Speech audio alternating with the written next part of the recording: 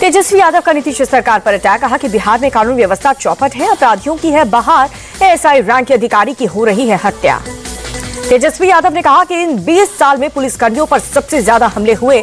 अगर मुख्यमंत्री से कोई भी सवाल पूछता है तो लालू जी को दोषी ठहराते हैं। बिहार विधानसभा में विपक्ष का जबरदस्त हंगामा, वेल में पहुंचे विधायक नीतीश सरकार के खिलाफ की जमकर नारेबाजी।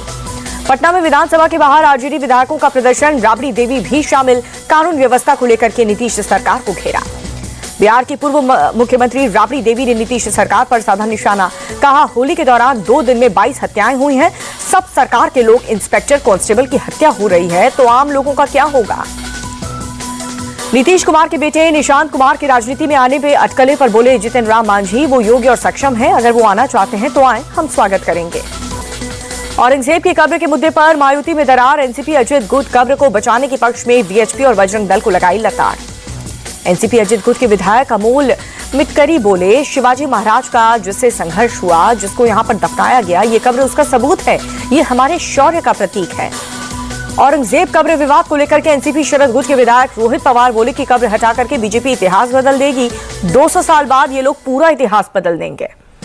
रोहित पवार बोले, औरंगजेब कहीं नहीं हारा, वो यहाँ दफन हुआ है, कब्र हटी तो शिवाजी की ताकत का पता नहीं चल पाएगा। औरंगजेब की कब्र हटाने की मांग को लेकर के बोले केंद्रीय मंत्री रामदास अठावले, फडणवीस सरकार को इस पर जल्द ही लेना चाहिए निर्णय। औरंगजेब की कब्र के मुद्दे को लेकर के बोली एनसीपी शरद गुट की सांसद सुप्रिया सुले, बेरोजगारी, महंगाई और इकोनॉमी जैसे मुख्य मुद्दों पर चर्चा करे सत्ता पक्ष के विधायक। दिल्ली के जंतर मंतर पर all India Muslim personal law board का प्रदर्शन, बड़ी संख्या में जुटे लोग, वक्फ संशोधन बिल का विरोध। असदुद्दीन ओवैसी जंतर मंतर पहुंचे, वक्फ संशोधन बिल के खिलाफ all India Muslim personal law board के प्रदर्शन में शामिल हुए। एआईएमपीएलबी के प्रदर्शन पर मौलाना महबूब मदनी बोले, सरकार अब हमारे धर्म पर बुलडोजर चलाना चाहती है, हर लड़ाई के कुर्बानी की जरूरत होती है, हमें कुर्बानी देने के लिए तैयार रहना चाहिए।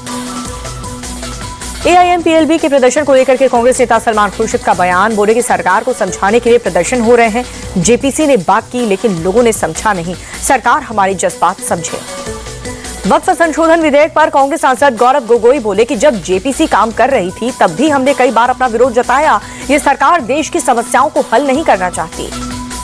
कांग्रेस सांसद इमरान प्रतापगढ़ी बोले कि जब जेपीसी सदस्य के राय नहीं सुनने वाले थे तो आपने जेपीसी क्यों बनाई, ये सरकार तानाशाही पर आमादा है।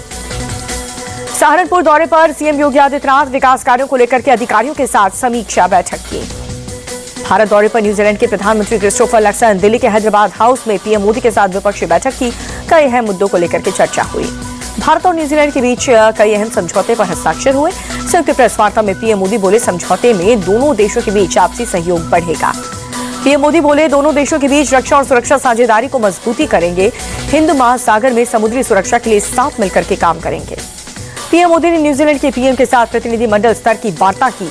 मीटिंग में जयशंकर, अजीत डोभाल समेत कई लोग मौजूद रहे। राजघाट पहुंचे न्यूजीलैंड के पीएम क्रिस्टोफर लक्सन, राष्ट्रपिता महात्मा गांधी को श्रद्धांजलि अर्पित की। अमेरिकी खुफिया विभाग की प्रमुख तुलसी गबार्ड भारत दौरे पर, दिल्ली में रक्षा मंत्री राजनाथ सिंह से मुलाकात हुई। राष्ट्रीय सुरक्षा सलाहकार अजय डोभाल की अमेरिकी नेशनल इंटेलिजेंस चीफ तुलसी गबार्ड के साथ बैठक हुई। दोनों के बीच भारत अमेरिका संबंध के कई पहलुओं पर चर्चा हुई। भारत दौरे पर स्वीडन की विदेश मंत्री मारिया एम स्टेनरगार्ड, विदेश मंत्री एस जयशंकर ने अपने समकक्ष से मुलाकात की। उत्तर कश्मीर में कुपवाड़ा के राजवाड़ हंदवाड़ा में एक आतंकवादी मारा गया है। सुरक्षा बल और आतंकवादियों में एनकाउंटर अभी भी जारी है। पूर्व कांग्रेस नेता आचार्य प्रमोद कृष्णम ने संजय राउत और राहुल गांधी पर निशाना साधा, बोले 1947 में जिन्ना ने भारत तोड़ने का ख्वाब देखा था, अब ये लोग दूसरा पाकिस्तान बनाना चाहते हैं। दिल्ली में पोलो चैंपियनशिप के फाइनल में बतौर मुख्य अतिथि शामिल हुए इंडिया टीवी के chairman Rajat Sharma, BMC advisors northern India polo championship के विजेता खिलाड़ियों को ट्रॉफी सौंपी। पोलो चैंपियनशिप के फाइनल के मौके पर इंडिया टीवी की मैनेजिंग डायरेक्टर रितु धवन भी मौजूद रहीं। मुकाबले में शामिल खिलाड़ियों को दिया अवार्ड, कहा कि पोलो से अनसंग हीरोज को फोकस करने के लिए एफर्ट करना चाहिए। मैच के बाद रजत शर्मा ने शानदार आयोजन के लिए आयोजक ब्रिजेश माथुर को शुभकामनाएं दी। पोलो जैसे दिलचस्प गेम को और भी ज्यादा प्रमोट करने की सलाह दी। दिल्ली रेस कोर्स में हुए पोलो चैंपियनशिप फाइनल मुकाबले में जयपुर डेल्टा टीम जीत गई। 13-7 के स्कोर से जीता मैच। दिल्ली एनसीआर में 7 अवैध बांग्लादेशी प्रवासी पकड़े गए हैं। डीसीपी अभिषेक धानिया ने दी जानकारी, बोले कि बांग्लादेश सीमा के पास नदी के रास्ते भारत में घुसे थे। घायल हेड कांस्टेबल से मिले अमृतसर के कमिश्नर मिले गुरप्रीत सिंह भुल्लर, अस्पताल पहुंचकर के हालचाल जाना। जम्मू कश्मीर में बड़ी साजिश नाकाम, कुलगाम में कैमोह गांव में रेशीपोरा आईडी बरामद हुआ, जहां पर सुरक्षा बलों ने डिफ्यूज कर दिया। मुजफ्फरनगर में युवक ने की सुसाइड की कोशिश, पत्नी और ससुराल वालों से परेशान करने का आरोप, पीड़ित युवक का अस्पताल में इलाज जारी है। हरियाणा के करनाल में होली के दिन हुई चाकूबाजी के मामले में कार्रवाई, पुलिस ने मुख्य आरोपी अमित को गिरफ्तार किया। दो पक्षों की लड़ाई में 11वें छात्र की चाकू लगने से मौत हुई थी। कानून व्यवस्था को लेकर के कमलनाथ एमपी सरकार को घेरा, बोले कानून अव्यवस्था और भ्रष्टाचार की राजधानी बन चुका है मध्य प्रदेश।